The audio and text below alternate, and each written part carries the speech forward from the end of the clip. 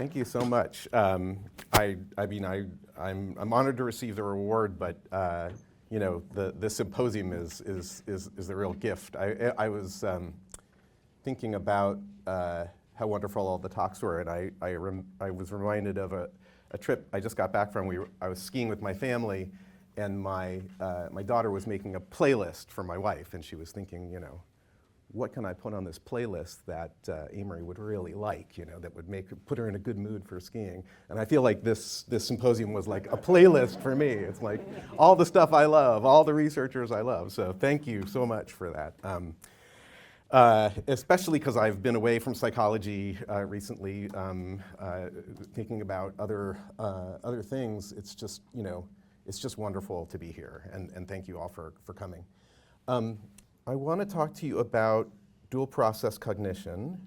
I thought partially because I've been away from psychology, and partially because of the nature of this event, somehow I got quite reflective in putting this talk together. And I also feel like I kind of owe everyone an explanation for why I'm going to law school, things like that. So I'm just going to this is going to be a little bit, at least the lead-in will be a little bit more personal than usual. But we'll get into science, by this route. So I decided to go into psychology because I was interested in two things. The first was what seemed to me a deep mystery when I was, I guess, in college or maybe even in high school, which is how something like the brain can give rise to something like the mind. And I was in medical school when somebody handed me these books, which many of you will recognize, the kind of the original connectionist books, and I just knew immediately. I read like 5 pages. I was like, "That's it. That's what I want to do." And I've never stopped feeling that way. Now, of course, the history of neural network modeling has been a roller coaster ride since then, and now we're looking at these really remarkable, commercially generated artifacts. I think I can say I think I can honestly say that those of us who were playing with connectionist models back in the day knew this was going to happen. I think I can say that honestly. We Tim, I think you're nodding.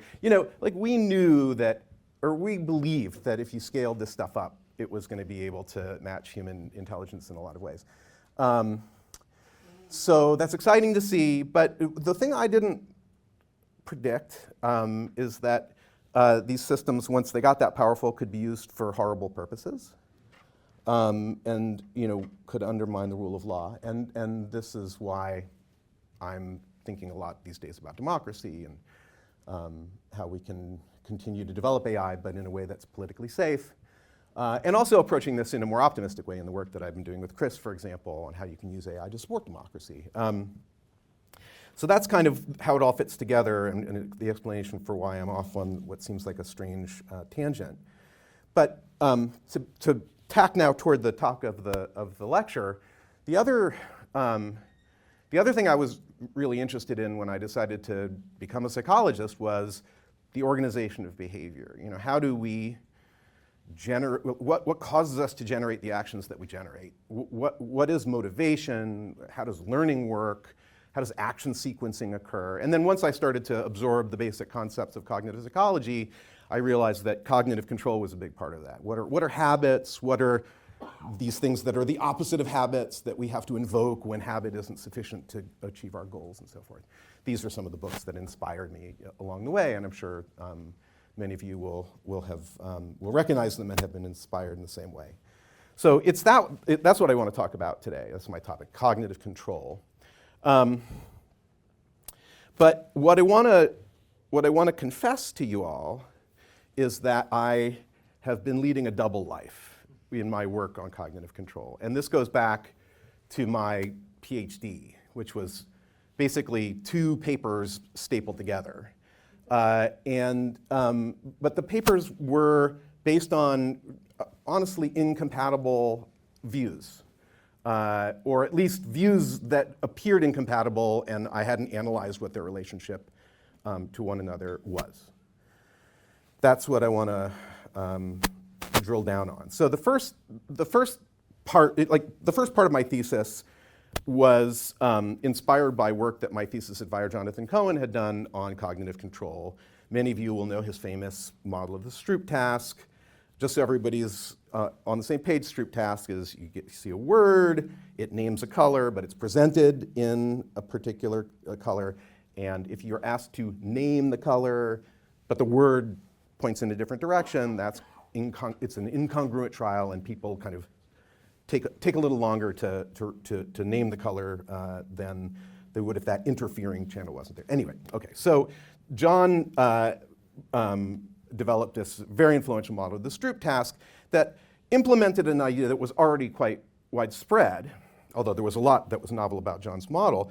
The idea was that the mind and the brain involve pathways that implement habits. They implement highly practiced, the term of art, at least at the time, was automatized behavior. And then there was this other thing that was architecturally distinct, either cognitively in terms of cognitive architecture or neural architecture or both, that we called the control system. And so in the Stroop model, it housed these control representations, the representation of what the current task is.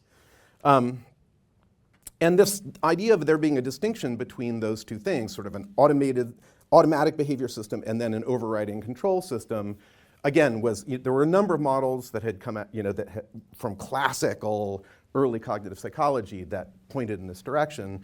Norman and Chalice model will be known to many of you. And of course, then it was also supported increasingly by cognitive neuropsychology research and then imaging research, pointing to the importance of an executive network, centering perhaps arguably on dorsolateral prefrontal cortex. This particular slide shows the region that is most consistently implicated in brain injury patients who exhibit difficulty with incongruent trials in the Stroop task. This kind of data supports the idea that it's legitimate to talk about a control system that is helping to override, when necessary, to override habitual or automatized behavior. And in fact, when you look at the corresponding region in the macaque brain, you find individual neurons that appear to code for the currently relevant task. Many of you will be aware there's a huge literature on this. These are just sort of like illustrative findings. And in my own work, I built on this idea by asking the question, well, if there's this executive control system, what's controlling the controller? What kinds of events and computations end up are responsible for recruiting this kind of top-down control? That's where the idea of conflict monitoring came from, along with some intriguing neuroimaging data that was around in those days. Modeling behavioral data, experimental data that showed, for example, that people their behavior reflects a greater focus on the current task if the previous trial in that task turned out to be challenging. It elicited slow response time or errors. And my collaborators and I have stuck to this story over the years. This is a figure from a paper that I wrote with John and Amitai Shenhav and others, elaborating on this idea about how this kind of feedback circuit might lead to the recruitment of control systems. The graphics are better, but the story is, you can just tell from the diagram, largely the same. The important point here being that we've stuck with this classical idea that there is a distinct system that we can legitimately call the control system, and that's separable from whatever this other system is that implements habits. So that's part one of my thesis, the conflict monitoring stuff. The other half of my thesis, God bless CMU for allowing me to staple these papers together because they were very much on different topics. Although they were both about action control. The other half of my thesis was about sequential action. And there had been this really fascinating work by Cooper and Chalice, and then empirical work that they were addressing by Myrna Schwartz and Laura Buxbaum and others, about hierarchically structured behaviors. Things like, ordinary everyday tasks like making a cup of coffee.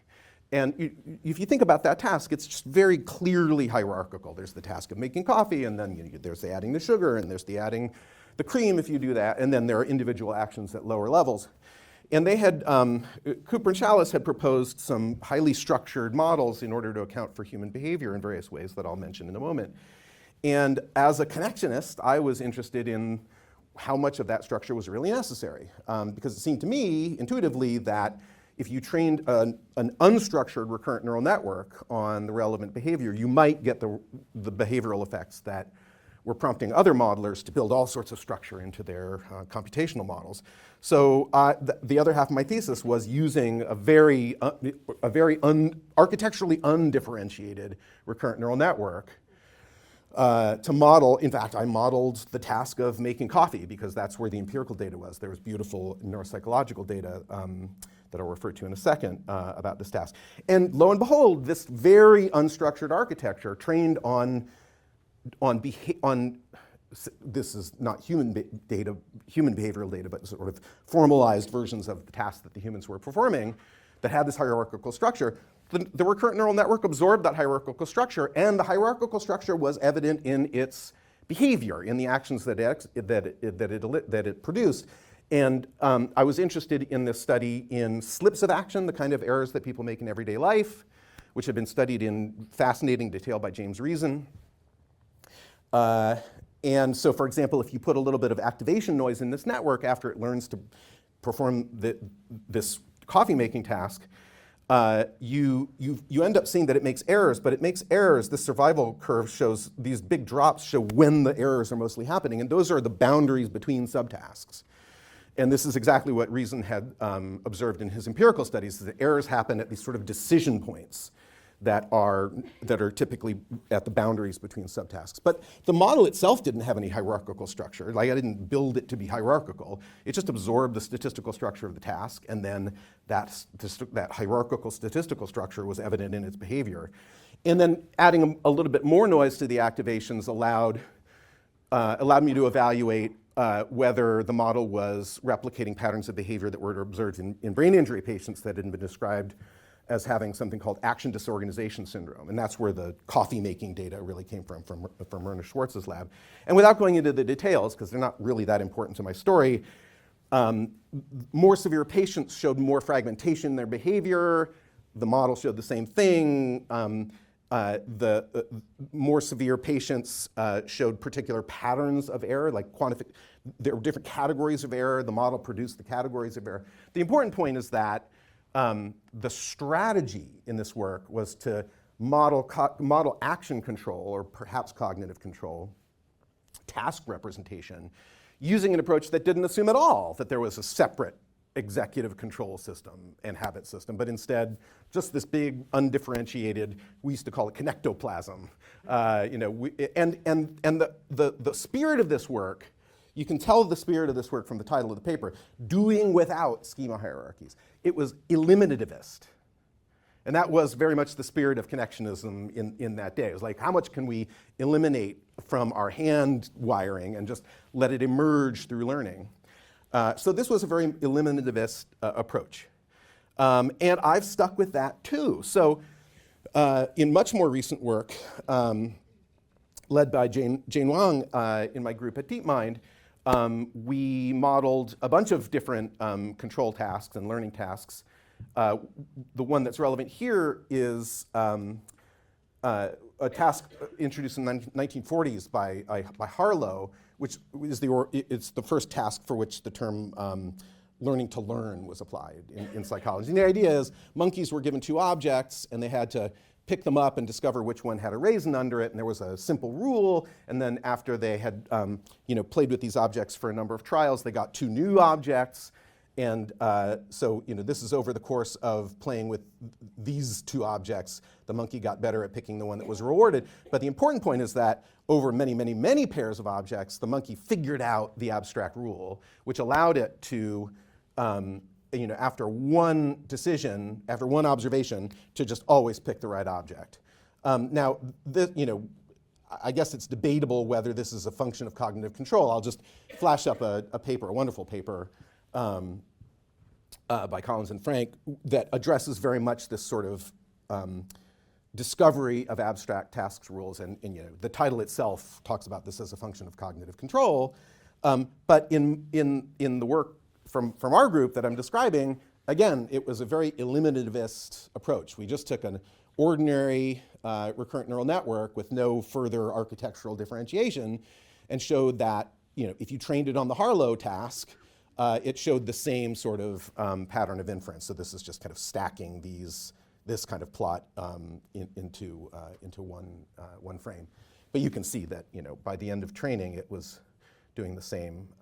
It had done the same learning to learn. Again, the important point is I was taking a topic in cognitive control and modeling it without worrying about whether there's a habit system and an executive control system, just one big connectoplasm.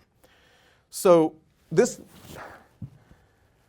if you take those two lines of work and kind of sit with them, there's a riddle there. If both parts of this research program are legitimate in any way, then the riddle is, why are there architecturally distinct control and habit systems? Because the neural data strongly indicates that there are. Why? If it's not really computationally needed, if we can model all these effects in neural networks that don't have that kind of architectural distinction, then why did it evolve? Why is it there? Let me add to that, though, a second riddle that that kind of grew in my own research program as we went along. So about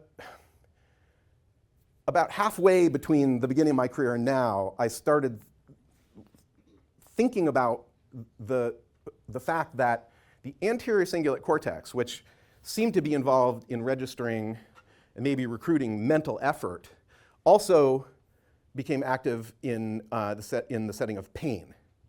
I was, what do those two have to do with one another? And this led to just thinking about that combination of effects led me to think about the aversiveness of mental effort.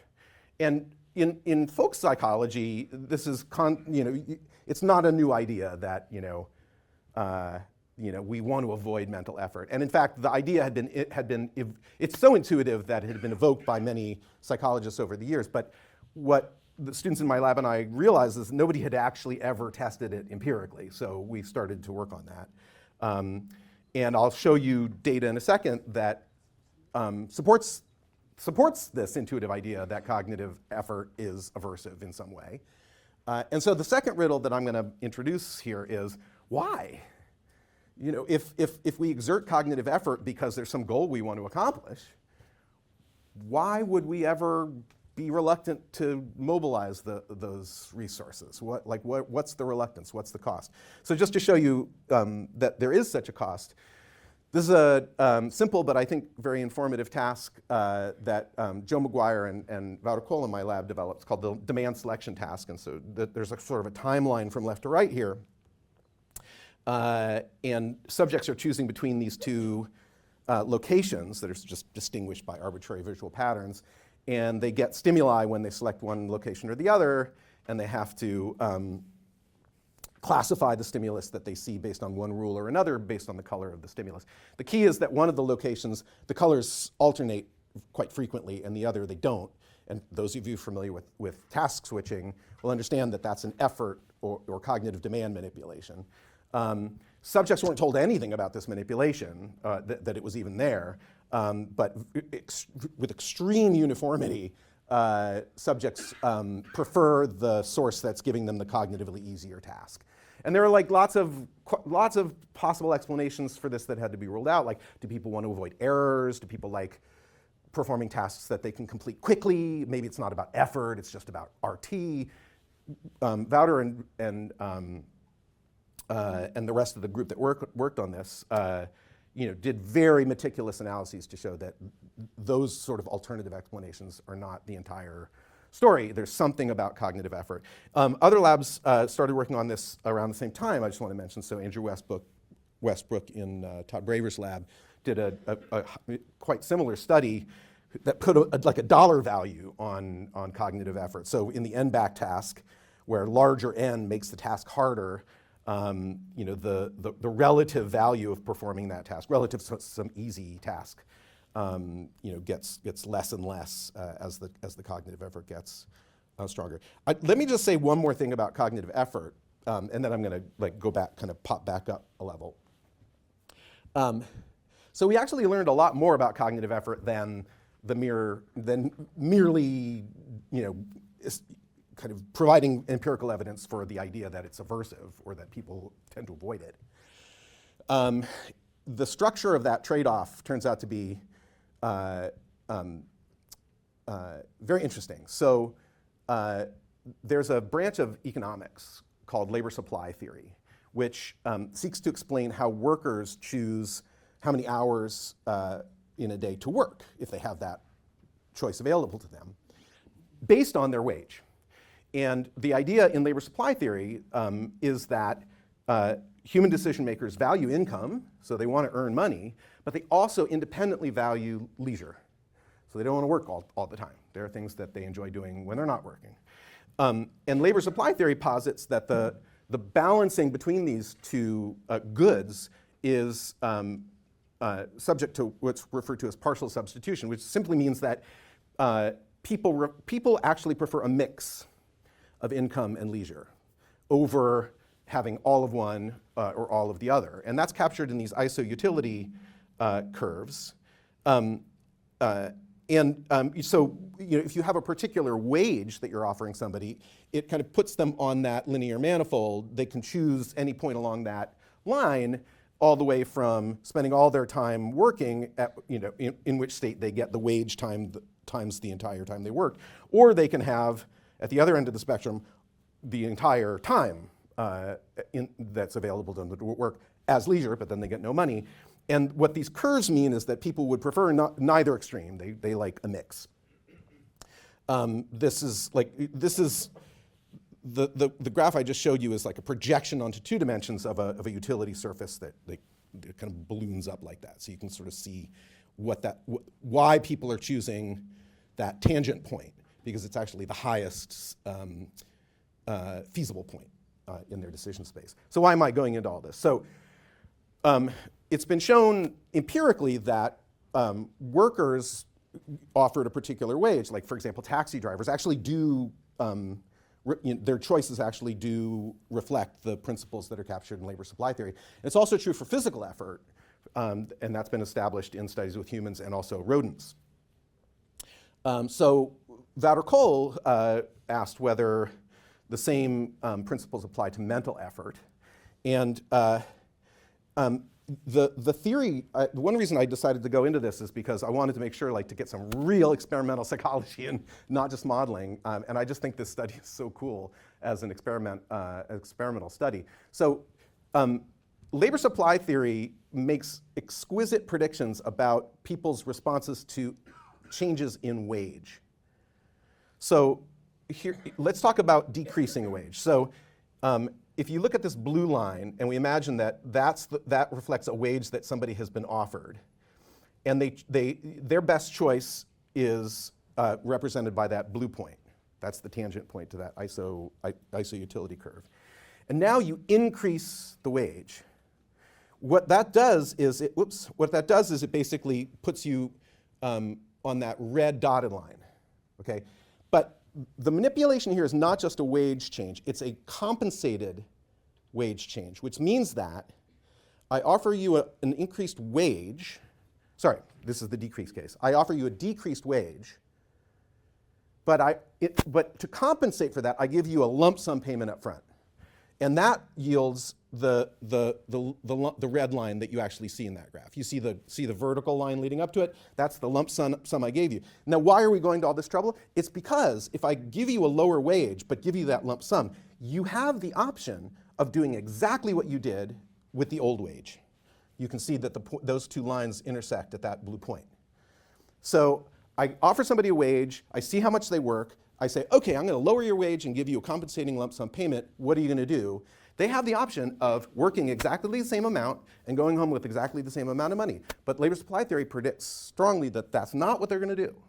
because they now have access to a tangent point on a higher isoutility curve. Sorry this is so elaborate. I just think it's really elegant.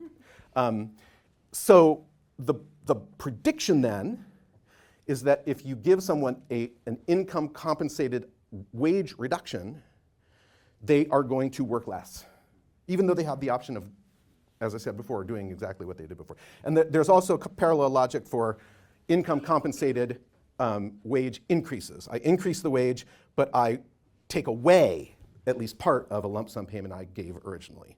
So again, people have the option of working exactly the same amount that they did before and going home with the exact amount of compensation, but the theory predicts strongly that they won't do that. They will work more. And the reason I've gone to all this trouble to explain the background is this is exactly what you see in Wouter's data in both cases, and this is replicated across multiple studies.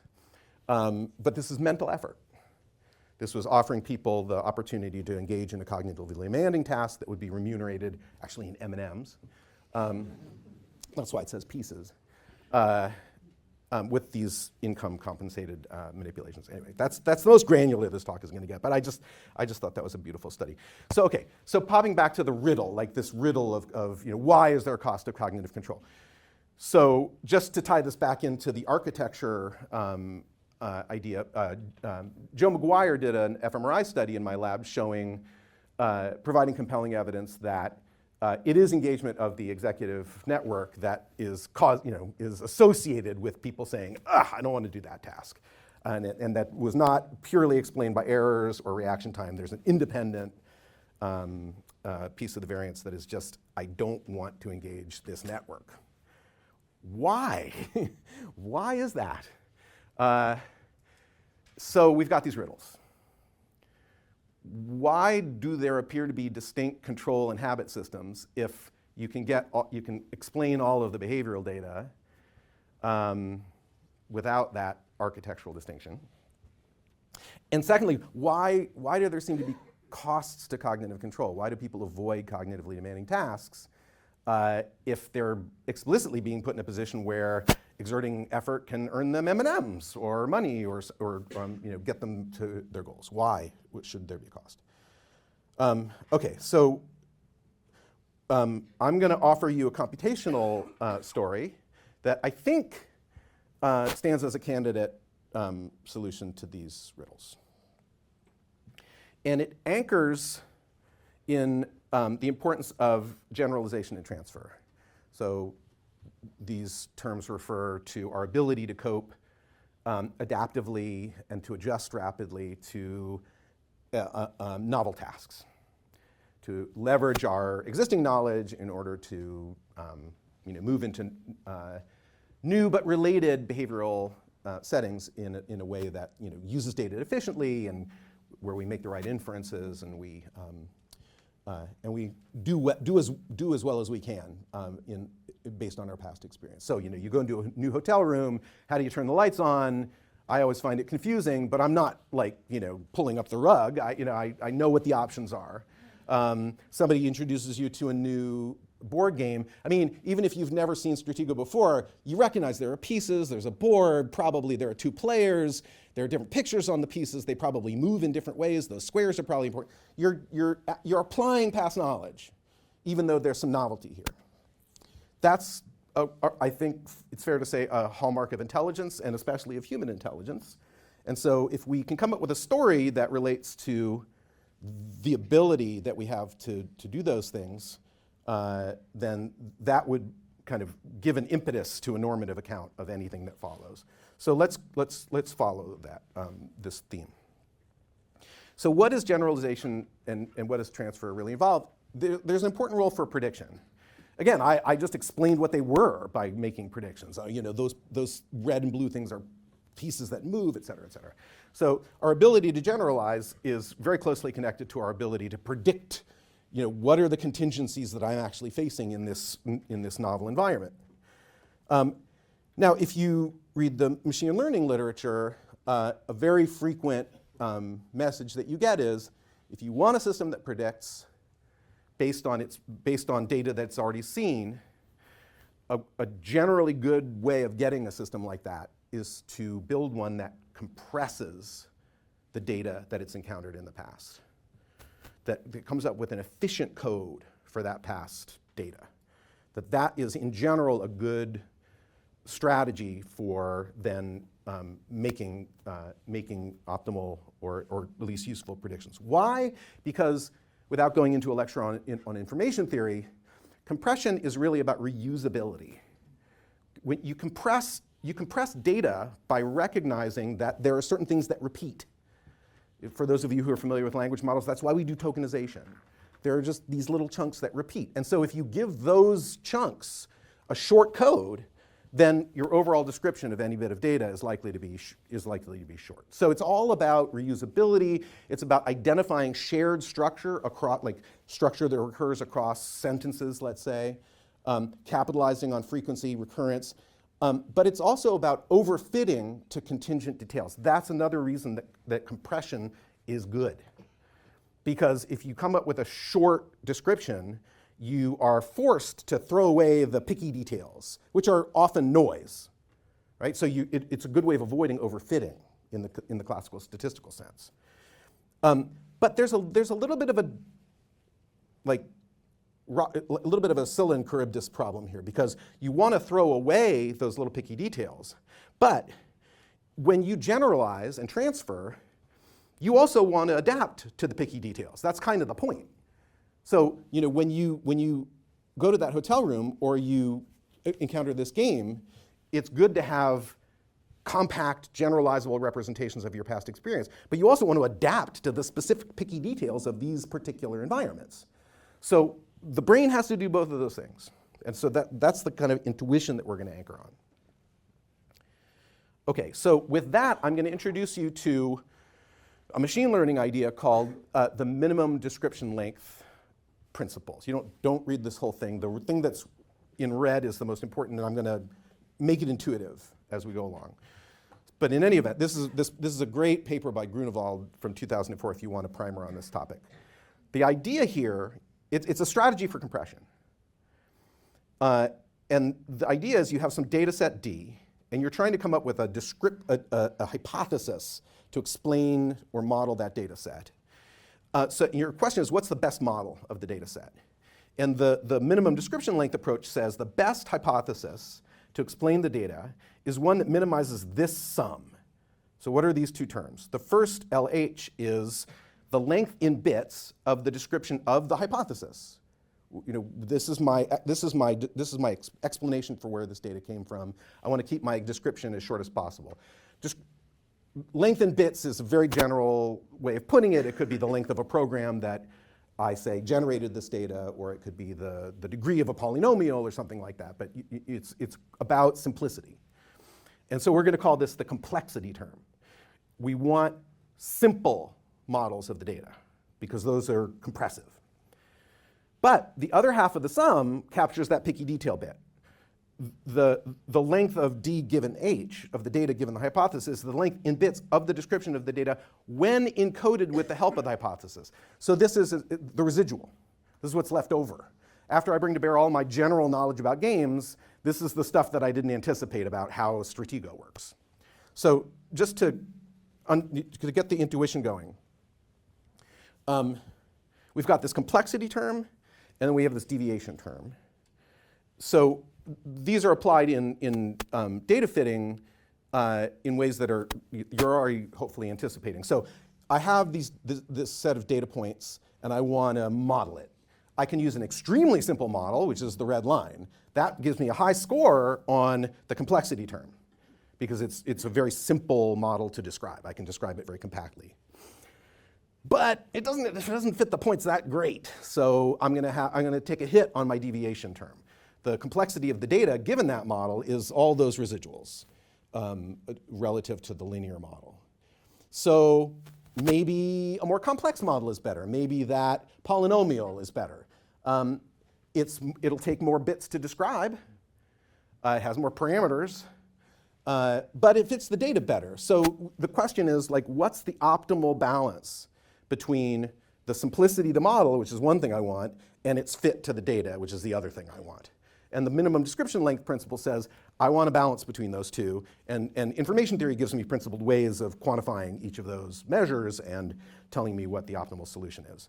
You can imagine, for example, I could fit those data perfectly with a very high degree polynomial, but I would take a big hit on my complexity cost. So hopefully that gives you the intuition. Okay, now that's explaining this whole thing in terms of data and hypotheses. What does this have to do with cognitive control? So let's take some steps to get there. Okay, so I'm about to replace those terms with something that is different but related. So that's what I'm about to do. So if you look at the D for data, the data that we're going to think of as being modeled is the behavior of the organism. It's the things that I do. I want to model my own behavior. I want my brain to model the things that I'm doing. So we'll call that pi. This is drawn from conventional notation in reinforcement learning. This is my policy. This is the way that I respond to events in the world. Okay, what about H? What about my hypothesis? I'm going to use this symbol pi naught. Think of this as a set of habits. This is a kind of simplified model of my own behavior. It doesn't capture every detail of everything that I do, but it captures the kind of like the general structure, the things that occur over and over again, the things that are frequent. It's intended to be a compact representation of my behavior. So we're going to just replace the symbols in the minimum description length setup with those, and we're going to run with this and see how far we get. So to give you an intuition of what this transposition means, imagine I'm introducing you to something called Berliner chess, which is just like chess, except the pawns move differently. So notice how I explain that to you. I captured a huge amount of information by saying it's just like chess. That's pi naught. That's just the stuff you already know. It's habits you already have established, assuming you know how to play chess. But that leaves me with a deviation. I haven't told you what's different. I have to add that. But you can see that that's a very compact way of introducing you to this game. I'm capitalizing on information I know you already have, and then I'm just giving you the diff. I'm just saying, okay, it's just like that, except this one change. So hopefully you can see how that kind of factorization maps onto these two terms. I'm giving you a compact, low complexity description of this game based on stored knowledge, pi naught. This is like the long-term storage stuff. And then I'm, in addition to that, picking up the residual so that I can capture the full behavioral repertoire that this game involves. I could tell the same story for driving in the UK for an American.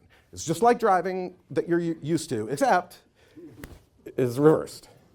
And I think you can see the intuition. Hopefully you're kind of starting to see the intuition here. When an American does drive in the UK, which I've never tried because I would kill people, I know. You're drawing on those established habits, and then your control system is going, no, flip it. I experienced this when I tried to cross the street in the UK. I've been working here for 10 years. I still can't frickin' do it. I can't remember which way to look. But anyway, okay, so hopefully everybody's like with me on the intuition. Okay, so now we come to the punchline of this whole thing. So I've given you these riddles that come out of my own incoherent research. Why are there distinct control and habit systems if we don't really need them to produce action? And why are there control costs? And what I'm going to argue is that this MDL perspective on control answers those questions. And the answer is dual process structure can enhance adaptive behavior by allowing an agent to minimize the description length of its own behavior. And I'm going to explain why that assertion solves both of these riddles. At least in theory. I haven't shown you that it empirically solves the riddles, but I'm just happy to have a concept that works because I didn't have that before. Okay, so the way that I'm going to go about unpacking the argument is by actually implementing this MDL idea in a neural network. There are lots and lots of picky technical details here that I'm going to skip over. If anybody wants to talk about them afterward, over dinner, by email, please. I love to talk about it. And there's some stuff that I don't even understand. I'll have to refer you to the grad student who I'll celebrate in a moment who worked on it. But let me give you the gist. So we're going to build a neural network that we're going to train with reinforcement learning. So it's going to have goals. We're going to reward it for things. This is standard stuff. But it's going to have two pathways. So the first pathway that I'm showing you now is going to generate the final behavior of the system, the policy pi. This is what the system's going to do in the end. But there's going to be another pathway that actually has the same number of parameters, same number of units, and so forth, that we're going to think of as implementing this auxiliary policy, which, I'm not going to call it habits, but you should think of it as the habit pathway as we go along. This auxiliary pathway is going to kind of work alongside. So what's going to happen is when a stimulus is presented in a series of stimuli, the activation is going to propagate through both pathways. The pi naught pathway is going to impose some pattern of activity over those output units, and then the pi pathway is going to overwrite that. And the importance of this overwriting process will become clear in 1 second. So how are we going to optimize the parameters in this network? We are going to stick in the 2 terms of MDL, minimum description length. So we're going to use gradient descent to adjust the parameters so that we end up minimizing the complexity of the computations going on down here. We want this system to do simple stuff. We don't want it to take too many bits to describe what that system is doing. But we also want it to get as close as possible to predicting what the upper network is finally going to do. So we want low complexity, and we want low deviation. We don't want these 2 pathways to disagree too much. And then that's going to be sorry, I forgot the build here. So the way that we're going to do this, just to gesture to the machine learning details, is we're going to impose 2 Kullback-Leibler divergence costs. They're different in nature, even though they're both KLs. The first is up here refers to this deviation cost, and it's simply putting pressure on the network to find parameters where the 2 pathways don't disagree too much on what the output action is. And the other, which is much richer in its machine learning details, has to do with establishing a prior distribution over noisy weights in this network, and it's going to put pressure on that network to encode simple computations. So this network can encode anything within its computational, it can encode anything that the upper network can encode, but it has this optimization pressure to keep things simple. All right, so that's where MDL is being mapped into this architecture. And then we're trying to minimize, we're trying to minimize the sum of those 2 terms. And we're also lumping it together with the standard reinforcement learning objective, which just says, go out and get reward. Go out and figure out what your goals are and succeed. Perform the task that's being thrown at you. So that's the optimization in kind of like pseudocode. Is that everybody with me? OK. We're going to call this MDL control. Our nickname for it is middle C, so I might slip and say that sometimes. OK, good. Now we've got all of the ingredients. Let me show you what happens. So as I said, we're going to take a shot at addressing both of these riddles using this model. But first, let's start with the assertion that's part of the solution statement, which is that dual process structure can enhance adaptive behavior. I said, adaptive behavior involves prediction, and that compression is good for that, and MDL does compression. So the inference is this setup should lead to good transfer and generalization. And so Ted, the student who I will celebrate more in a moment, did simulation showing that, in fact, this is the case empirically. So you shouldn't think of this as psychology. This is machine learning.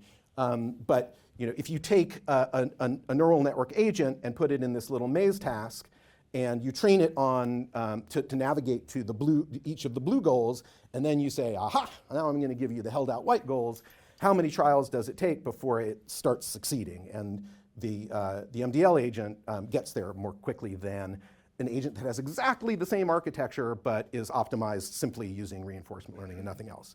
And you get similar benefits in very different tasks using articulated walkers and so forth. So these are just 2 tasks. It doesn't prove that every single task is going to show similar payoffs, but it's a proof of concept. We can show at least a couple of task domains where it is evident that doing compression in this kind of dual system architecture is having payoffs for generalization. So that's just to kind of add weight to the original assertion that this would be a good thing in principle. Now let's turn to the empirical riddles. Why do we have distinct control and habit systems at all? The argument, again, is that yes, you could perform the Stroop task without a separation between these systems, but having that separation of systems is good for a generalization.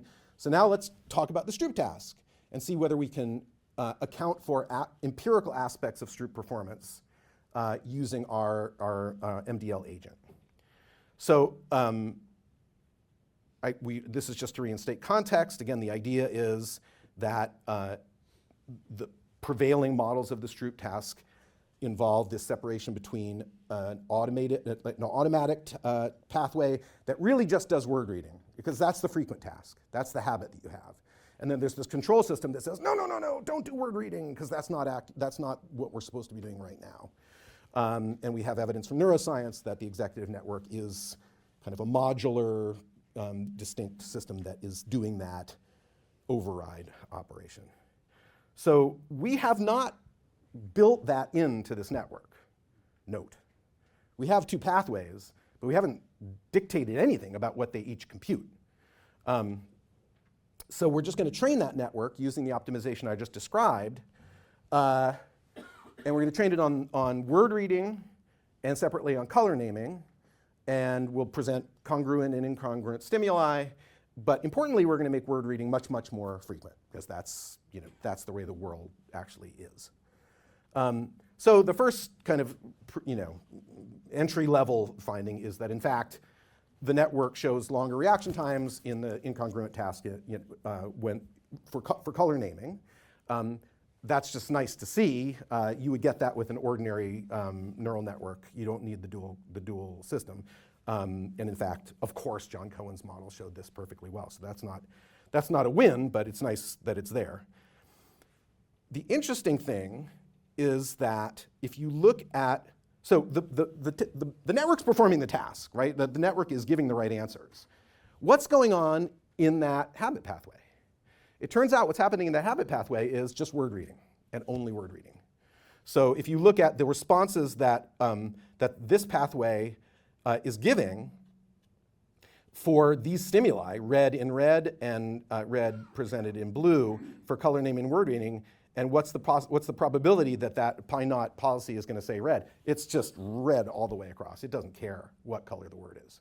And it doesn't care what the task is. It doesn't care what task has been queued. It just reads. And that's exactly what you would expect from the habit pathway in the Stroop task. We haven't wired that in. It just emerged from MDL. And in fact, we have a technical way of determining which of the input cues is being registered at all by that pathway. And in fact, that pathway isn't paying any attention in any of its activations to the color or the task cue. It's just ignoring those. It's just reading the word.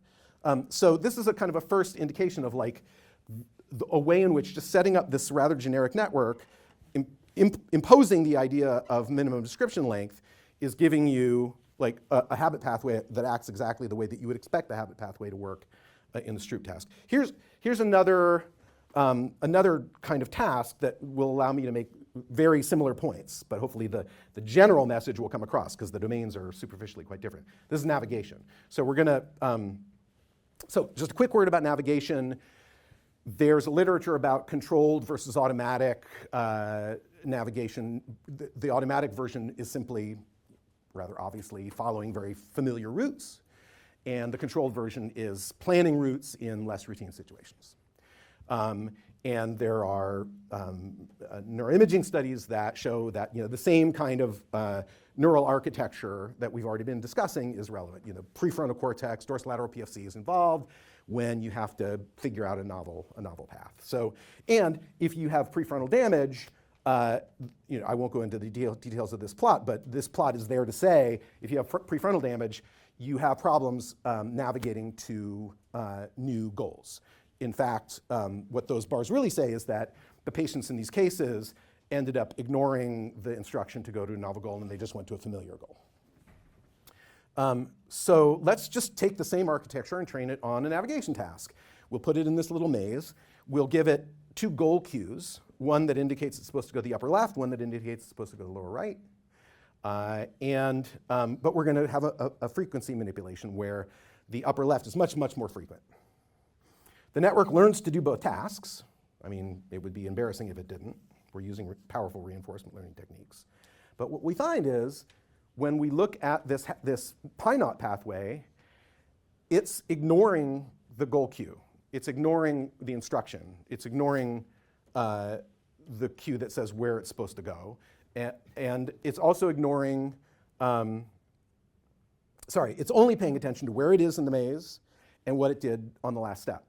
Because if you saw me like this and I asked what's my next step going to be, it's pretty easy to predict the next step. You can't tell me exactly where I'm going, but if you know my last step, you can kind of chain along and predict a coherent direction of movement. So that's what the habit pathway ends up doing. That's what pi-naught ends up doing. And in fact, if you lesion the upper pathway, which by now you probably are figuring out that I'm equating with the executive network, you get exactly the behavior that you see in the patients, which is to say that if you cue this rare goal, when the network's intact, it will happily go from these two starting locations to the cued goal. But if you make it instead dependent on its habit pathway, like a prefrontal patient, it just ignores what you said and goes to the frequent goal. Again, we haven't, are we? Just back. Oh, I'm sorry, okay. I was like panicking that I'd lost track of time. 5 more minutes? 5 more minutes? Oh, okay. I'm gonna, that's less time than I thought, so I'm gonna, but it's fine because I really what I wanted to do was like introduce this high level idea. Let me just speed through the rest of my slides, which are embarrassingly many, but you'll see kind of where I'm going with this, okay? So, the one more substantive point I will take time to make is that this paradigm also explains why there are control costs. We see them empirically. So if you train the same network on the paradigm that I described before, this demand avoidance task, in fact, it avoids the demand. It migrates gradually to the less demanding task. Why is that? The answer is simple. We have told it we've told it two things. We said, keep your lower pathway simple, meaning you can't get that pathway to do very cognitively demanding things. And we've also told it to minimize the conflict between those two pathways at the output end. So you can avoid that last step conflict in two ways. Either you can get pi-naught to do everything that the control pathway wants to do, and that is one pressure, right? That's why you end up with habits that cover the common stuff at all. But the network also has another option, which is just to keep its overt behavior, keep what's coming out of the upper pathway close to its habits, assuming that that's not costing it too much reward. So it's willing to take a little bit of a hit on reward in order to stick close to its habits. And that's just the way it was raised. That's the optimization, that's the MDL optimization.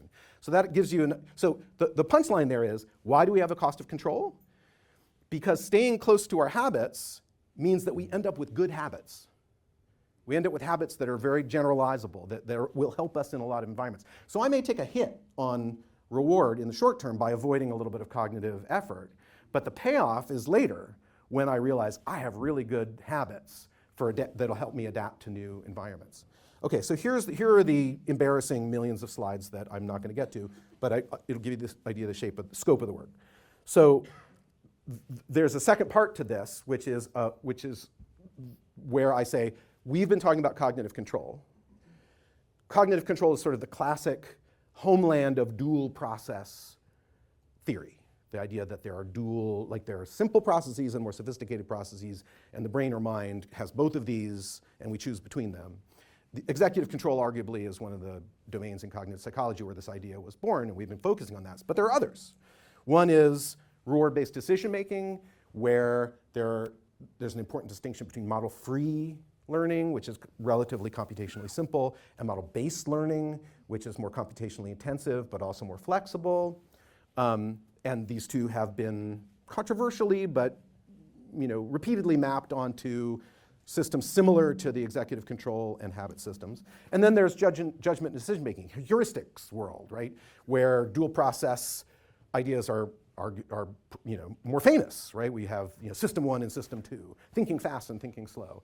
And again, the question of why and how these systems emerge. And so the slides I'm going to speed through simply show that we can apply the same architecture to tasks in those two domains, tasks in reward-based decision-making and tasks in classical judgment decision-making, and we can replicate findings from those domains. I'm happy to, if people are curious about a short version of that, we can talk about it in the discussion. But the cool thing, and the reason that the talk is called A Unified Theory of Dual Process Cognition, is that, as far as I know, this is the only computational model that's ever been applied to dual process phenomena across those three domains. There are many domain-specific dual process models, but this is the first one that I'm aware of that spans the entire spectrum and offers a normative account, meaning that it doesn't just explain the data. It says, here's why the brain might have evolved in that way. Here's the payoff.